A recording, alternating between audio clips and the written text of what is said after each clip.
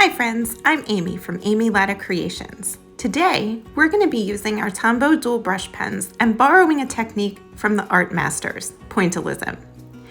To draw a pointillism pumpkin, or anything else, the first step is that we're going to use a very light shade of a Tombow dual brush pen, and here I used the brush end to outline our shape.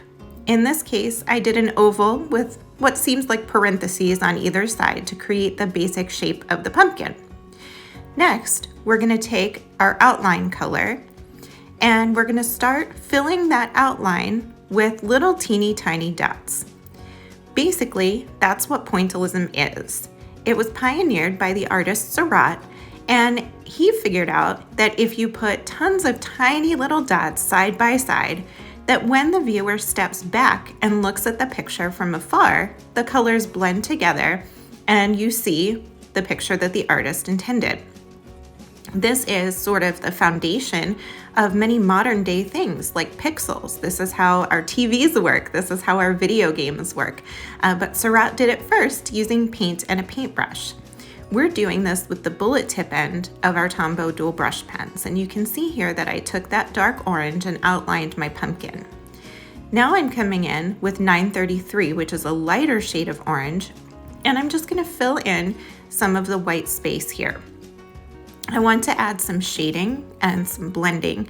So as I'm going to be changing colors to make the pumpkin appear more dimensional, like it has some depth.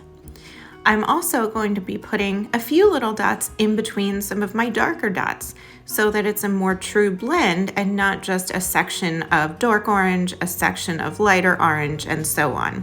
So feel free to kind of fill in those extra spaces and get a little bit more of a blended or an ombre feel. Obviously, I'm doing this with the pumpkin since I'm doing it in the fall, and that's a fun and easy thing that anyone can draw. However, you can do this technique with any doodle or illustration that you like using any colors of your Tombow dual brush pens.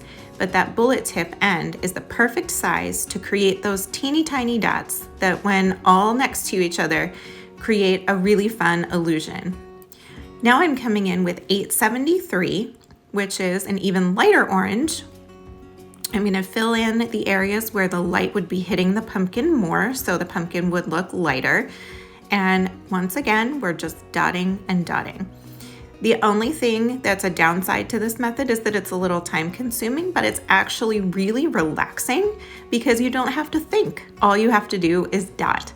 And it's really satisfying, as you can see, to watch those areas fill in with color.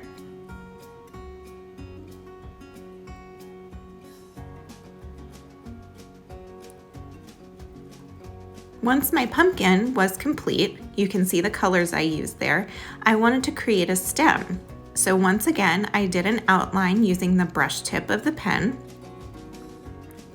And the pumpkin stem also often has some stripe looking areas coming down.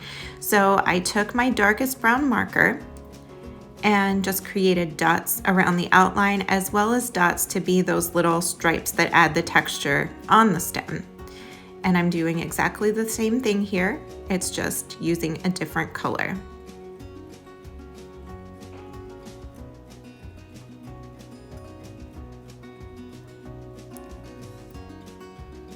Then once the stem lines were complete, it's time to add in some more color. So once again, I chose several different shades of brown, just like I chose different shades of orange for my pumpkin. And since Tombow dual brush pens come in 108 colors, I had plenty to choose from. 977 is what I went for. And I just filled in all of the remaining white space in the stem using that color. Once again, just dotting and dotting. So sometimes the dots overlap and touch each other a little bit. Sometimes they have a little bit of space in between. Don't worry about trying to reach perfection. That's not what this is about. The idea is that we're just covering the area with these tiny dots so that when we step back, we have a pretty colorful picture of whatever it is that you chose to doodle. I thought that my pumpkin still needed just a little something else. So I added a bit of yellow because sometimes we know that the pumpkin is kind of an orange yellow where the light hits it. So I just kind of went in between some of my other dots and added a little bit of that yellowish color. So there's not a bold, bright yellow section that you'll see in my pumpkin. It's just adding a little bit of shading, and that provides a little bit of depth for my illustration. So it definitely looks like the pumpkin is three-dimensional.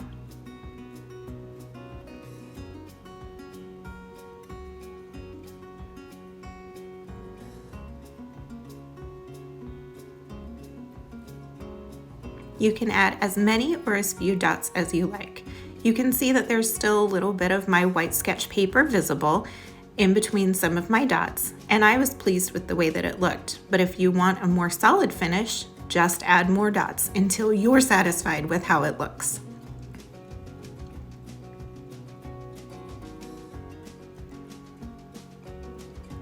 Here's my finished pointillism pumpkin. It was so simple to create, and I think it's really cute for fall. Speaking of fall, did you know that you can also use pointillism to decorate your hand lettering? I wrote the word fall in brush script using the brush tip of my Tombow dual brush pen, and then I followed the same technique. I started with dark orange, then went to lighter, and then I went back and did the upstrokes and the horizontal strokes using the yellow. So I just kind of traced what was there, and that gives us pointillism.